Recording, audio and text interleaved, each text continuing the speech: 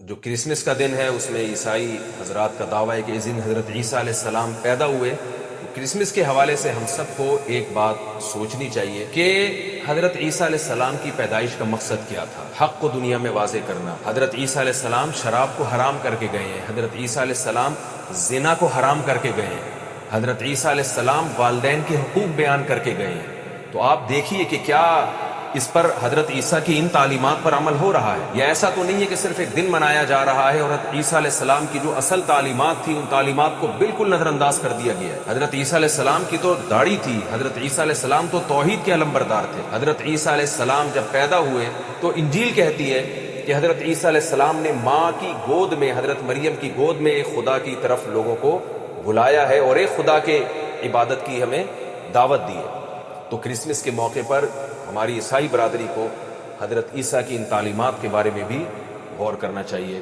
کتنی چیزیں ہمارے اور آپ کے درمیان مشترک ہیں. جو دوسرے مذاہب اس کو نہیں مانتے. ہم بھی جنت کو مانتے ہیں، آپ بھی جنت کو مانتے ہیں. ہمارا یقین ہے کہ مرنے کے بعد جو پیغمبروں پر ایمان رکھنے والا ہوگا، نیک عمل کرنے والا ہوگا، اللہ قیامت کے دن اس کو جنت کے باغوں میں داخل کریں گے. بائبل بھی یہی کہتی ہے کہ جنت میں باغات ہیں جہاں نیک لوگوں کو اللہ تعالیٰ داخل کریں گے. دوسرے مذاہب نہیں مانتے اس بات کو. ہم بھی اس بات کو مانتے ہیں کہ جو برے اعمال کرنے والے لوگ ہیں ان کے لیے اللہ نے جہنم کی آگ رکھی ہے، ان کو آگ کا عذاب ہوگا. عیسائیت بھی اس بات کو مانتی ہے. حضرت عیسیٰ کی بھی یہی تعلیمات تھی. اور آج بھی جو عیسائیوں میں مذہبی ہیں وہ جہنم پر ایمان رکھتے ہیں کہ مرنے کے بعد جو برے لوگ ہیں وہ جہنم میں جائیں گے. ہم بھی تقدیر پر ایمان رکھتے ہیں، آپ بھی تقدیر پر ایمان رکھتے ہیں. ہم بھی فرشتوں پر ایمان رکھتے ہیں، آپ بھی فرشتوں پر ایمان رکھتے ہیں. تو کتنی ساری چیزیں اسلام میں اور عیسائیت میں کامن ہے. تو ہمیں غور کرنا چاہیے ان سب باتوں پر. قرآن کی جو دعوت ہے وہ بائبل کے خلاف نہیں. وہ بائبل، قرآن بار بار کہتا ہے کہ جو حضرت عیسیٰ علیہ السلام پر جو مضامین نازل ہوئے ہیں قرآن انہی کو دنیا میں پھیلانے کے لیے آیا. لیکن دوسری طرف اتنی بات تو ہم میں اور آپ میں مشترک ہے. عیسائی بھی یہ بات مانتے ہیں، مسلم بھی یہ بات مانتے ہیں کہ عیسیٰ ابن مریم کی جو بیسک تعلیمات تھیں وہ تعلیمات تھی جو میں نے آپ کے سامنے پیش کی. شراب سے بچنا، زنا سے بچنا، والدین کے حقوق، رشتہ داری کو آپس میں جوڑنا، فیملی سسٹم کو فروغ دینا. آج دنیا میں کس قدر فیملی سسٹم کو ختم کر دیا گیا ہے اور توحید کے نظام کو، توحید کی دعوت جو حضرت عیسیٰ اور ان کے علاوہ جتنے بھی پیغمبر ہیں، تورات بھی یہ کہتی ہے، انجیل بھی یہ کہتی ہے، قرآن بھی یہ کہتا ہے کہ تمام پیغمبروں نے ایک خدا کی طرف بلایا ہے. تو کیا ہم حضرت عیسیٰ علیہ السلام کی ان تعلیمات کو بھی فوکس کر رہے ہیں؟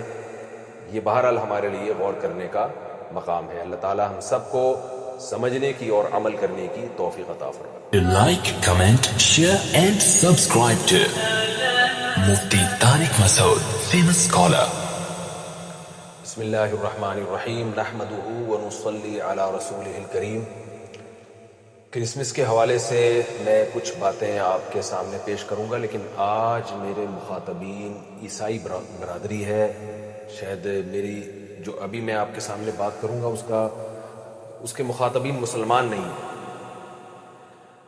جو ہمارے عیسائی بھائی ہیں ان کا یہ نظریہ ہے کہ حضرت عیسیٰ علیہ السلام 25 دسمبر کو پیدا ہوئے. قطع نظر اس سے کہ یہ نظریہ درست ہے یا غلط ہے، یہ تاریخ ٹھیک ہے یا غلط ہے، وہ اگر ایک دن کو سیلیبریٹ کرتے ہیں اور خوشی کا دن مناتے ہیں تو یہ عیسائیوں کا مسئلہ ہے. ان کا مذہب کیا کہتا ہے وہ جانیں، ان کا مذہب جانیں، ان کا کلچر جانیں. اس سے ہمیں بحث نہیں ہے اور ہمیں اس سے بھی بحث نہیں ہے کون کس مذہب کو فالو کر رہا ہے. لیکن بہرحال ایک انسان اپنے نظریات کو ایک اچھے انداز میں، ایک دعوت کے انداز میں پیش ہر ایک کے سامنے کر سکتا ہے. سامنے والے کی مرضی ہے، اسے قبول کرے، اسے مسترد کرے. تو میں آپ کے سامنے اس قرآن کی وہ آیت رکھنا چاہتا ہوں جس میں قرآن مجید میں اہل کتاب کو، کیونکہ قرآن عام غیر مسلموں سے عیسائی اور یہودیوں کو الگ کر کے بیان کرتا ہے. جب قرآن یہود اور عیسائی کے علاوہ کسی سے خطاب کرتا ہے تو ان کو مشرکین سے تعبیر کرتا ہے، کافر سے تعبیر کرتا ہے. لیکن جب یہود و نصارہ سے قرآن خطاب کرتا ہے تو ان کو اہل کتاب، ان کو تھوڑی عزت دیتا ہے قرآن کہ وہ کتاب کو ماننے والے ہیں، تورات اور انجیل کو، بائبل کو ماننے والے لوگ ہیں. اور ان کے لیے کچھ احکام بھی قرآن نے الگ بیان کیے. قرآن کیا کہتا ہے؟ قل یا اہل الکتاب تعالوا الی کلمۃ سواء بیننا وبینکم الا نعبد الا اللہ ولا نشرک بہ شیئا وَلَا يَتَّخِذَ بَعْضُنَا بَعْضًا أَرْبَابًا مِّن دُونِ اللَّهِ، کہ اے نبی آپ عیسائیوں سے اور یہودیوں سے کہہ دیجئے کہ اے اہل کتاب آؤ ایک ایسی بات کی طرف جو ہمارے اور تمہارے درمیان کامن ہے، مشترک ہے۔ تمہاری آسمانی کتابیں بھی وہی کہہ رہی ہیں جو قرآن کہہ رہا ہے، اور وہ کیا کہہ رہی ہیں؟ اللہ نعبد الا اللہ، کہ معبود صرف اور صرف اللہ کی ذات ہے۔ آپ کو پتہ ہے کہ معبود کی ڈیفینیشن کیا ہے، خدا اور گاڈ کی ڈیفینیشن کیا ہے؟ کہ جو کچھ کرنے میں کسی لاجک کا، کسی سبب کا محتاج نہ ہو۔ وہ آدم کو براہ راست مٹی سے پیدا کر سکتا ہے، وہ کچھ بھی کرنے میں، وہ عیسیٰ ابن مریم کو بغیر باپ کے پیدا کر سکتا ہے۔ اس دنیا کو اللہ تعالیٰ نے کچھ اصولوں میں بند کر دیا ہے۔ جب ہمیں کوئی چیز جلانی پڑتی ہے تو اس کے لیے ہمیں آگ کا سہارا لینا پڑے گا، لیکن اللہ تعالیٰ اس پر قدرت رکھتے ہیں کہ ابراہیم علیہ السلام کو آگ میں ڈالا جائے اور وہ آگ میں ڈلنے کے باوجود بھی نہ جلے۔ یہ بات یہود بھی مانتے ہیں، یہ عیسائی بھی مانتے ہیں، یہ بات مسلمان بھی مانتے ہیں۔ تو اللہ کی ذات وہ واحد ذات ہے جو کچھ کرنے میں کسی سبب کی محتاج نہیں ہے۔ وہ آگ میں جلتے ہوئے کو بھی آگ سے بچا سکتا ہے، وہ سمندر میں ڈوبتے ہوئے کو بھی بچا سکتا ہے۔ تو قرآن اہل کتاب کو دعوت دے رہے ہیں، تعالوا آؤ ایسی بات کی طرف جو ہمارے اور تمہارے درمیان مشترک ہے۔ تو اسلام میں اور اہل کتاب میں بہت سی باتیں مشترک ہیں، لیکن اسلام یہ کہتا ہے کہ جو ہمارے اور تمہارے درمیان مشترک ہے وہ عقیدہ توحید ہے، اور عقیدہ توحید کا مفہوم یہ ہے کہ خدا صرف ایک ہے، صرف زبان کی حد تک نہیں بلکہ حقیقت میں بھی۔ آپ نے اس خدا کے سوا کسی کو نہیں پکارنا، لم یلد ولم یولد، نہ اس نے کسی کو جنا نہ وہ کسی سے پیدا کیا گیا۔ اور قرآن حضرت عیسیٰ ابن مریم کی مثال دیتا ہے کہ اللہ نے حضرت عیسیٰ کو بغیر باپ کے پیدا کیا۔ ان مثل عیسیٰ عند اللہ کمثل آدم، یہ قرآن کی آیت ہے کہ عیسیٰ کی مثال، مسیح کی مثال اللہ کی نظر میں ایسے ہے جیسے آدم کی مثال۔ خلقہ من تراب، آدم کو اللہ نے مٹی سے پیدا کیا۔ آدم کے نہ باپ تھا نہ آدم کی ماں تھی، تو آدم بھی اللہ کے ایک بندے تھے، وہ معبود نہیں ہے، نہ وہ خدا کے بیٹے ہیں۔ اللہ نے اپنی قدرت سے بغیر باپ اور بغیر ماں کے آدم کو پیدا کر دیا۔ تو قرآن یہ کہتا ہے کہ آدم کی، عیسیٰ کی مثال بھی آدم کی ہے۔ تو عیسیٰ تو پھر بھی ماں سے پیدا ہوئے، باپ نہیں تھا۔ تو خدا کی یہ قدرت ہے کہ جب چاہتا ہے بغیر باپ اور ماں کے پیدا کرتا ہے، اور جب چاہتا ہے بغیر باپ کے پیدا کرتا ہے۔ تو قرآن اس سے یہ بتانا چاہ رہا ہے کہ عیسیٰ ابن مریم بغیر باپ کے اگر پیدا ہوئے ہیں تو وہ گاڈ نہیں ہیں، وہ خدا کے بیٹے نہیں ہیں، وہ اللہ کی قدرت کا ایک اظہار ہے۔